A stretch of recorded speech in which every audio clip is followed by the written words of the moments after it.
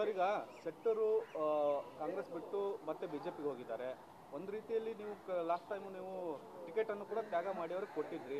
ಆದರೂ ಅವರು ಸೋತ ಬಳಿಕೂ ಕೂಡ MLC ಮಾಡಿದ್ರಿ, ಆದರೂ ಹೋಗಿದ್ದಾರೆ. ಈಗ ಪಕ್ಷ ಸಂಘಟನೆ ಹೇಗೆ, ಏನೆಲ್ಲ ಮಾತುಕತೆ ಆಯಿತು?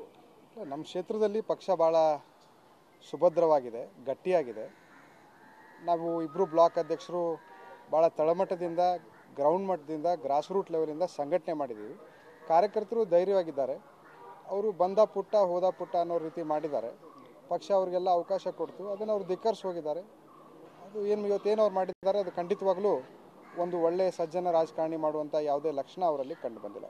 ಮುಂದೆ ಲೋಕಸಭಾ ಬರ್ತಾ ಇದೆ, ಅಭ್ಯರ್ಥಿನ ಯಾರು ಮಾಡಬೇಕು ಅನ್ನುವಂಥ ನಿಟ್ಟಿನಲ್ಲಿ ಏನಾದ್ರು ಚರ್ಚೆ ಆಗಿದೆ ಸರ್? ಯಾವುದೂ ಚರ್ಚೆಗಳಿಲ್ಲ, ಅರ್ಜಿಗಳು ಹಾಕಿದ್ದೀವಿ. ಪಕ್ಷ ಏನು ನಿರ್ಧಾರ ತಗೊಳುತ್ತೆ, ಯಾರಿಗೆ ಅವಕಾಶ ಮಾಡಿಕೊಡುತ್ತೆ ಅವ್ರ ಜೊತೆ ನಿಂತ್ಕೊಂಡು ಕೆಲಸ ಮಾಡುವಂಥ ಪ್ರಯತ್ನ ಮಾಡ್ತೀವಿ. ತಮ್ಮ ಹೆಸರು ಕೂಡ ಕೇಳಿ ಬರ್ತಾ ಇದೆ, ತಾವು ರೆಡಿ ಇದ್ದೀರಿ? ಈಗ ಪಾರ್ಟಿ ಡಿಸಿಷನ್ನು, ಅವಕಾಶ ಮಾಡಿಕೊಟ್ರೆ ಸ್ಪರ್ಧಿಸ್ತೀನಿ.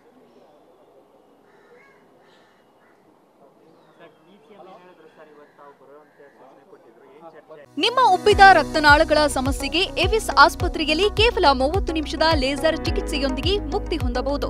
ಹೆಚ್ಚಿನ ವಿವರಗಳಿಗಾಗಿ ಸಂಪರ್ಕಿಸಿ 8088837300. ಏನಿಲ್ಲ, ಪಕ್ಷದಲ್ಲಿ ಆಗೋಗುವ ಬಗ್ಗೆ ನಾವು ಪಕ್ಷದ ಅಧ್ಯಕ್ಷರ ಗಮನಕ್ಕೆ ತರಬೇಕು. ಅವ್ರು ಬಂದರು, ಅವ್ರಿಗೆ ನಾವು ಅವಕಾಶ ಮಾಡಿಕೊಟ್ವಿ, ನಾವು ಗೆಲ್ಲುವಂಥ ಪರಿಸ್ಥಿತಿ ಇತ್ತು. ಆದರೂ ಕೂಡ ಪಕ್ಷ ಒಬ್ಬ ಬೇರೆ ಪಾರ್ಟಿಯಿಂದ ಮುಖ್ಯಮಂತ್ರಿ ಇದ್ದವರು ಬಂದರು ಅಂದ ತಕ್ಷಣ ನಾವೆಲ್ಲ ನನ್ನ ಹಿಡ್ಕೊಂಡು 11 ಜನ ಆಕಾಂಕ್ಷಿಗಳು ನಮ್ಮ ಆಕಾಂಕ್ಷೆನ ತ್ಯಾಗ ಮಾಡಿ ಅವ್ರ ಜೊತೆ ನಿಂತ್ಕೊಂಡು ಅವ್ರ ಗೆಲುವಿಗೆ ಶ್ರಮ ಪಟ್ವಿ.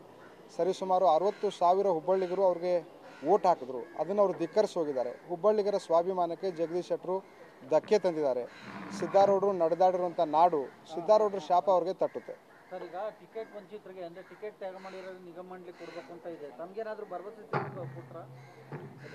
ಇನ್ನೂ ಯಾವುದೇ ರೀತಿ ಚರ್ಚೆ ಆಗಿಲ್ಲ. ಪಾರ್ಟಿ ಏನೇ ಕೆಲಸ ಕೊಟ್ಟರು, ಏನೇ ಜವಾಬ್ದಾರಿ ಕೊಟ್ಟರು ಕಟ್ಟುನಿಟ್ಟಾಗಿ ಕೆಲಸ ಮಾಡ್ತೀನಿ.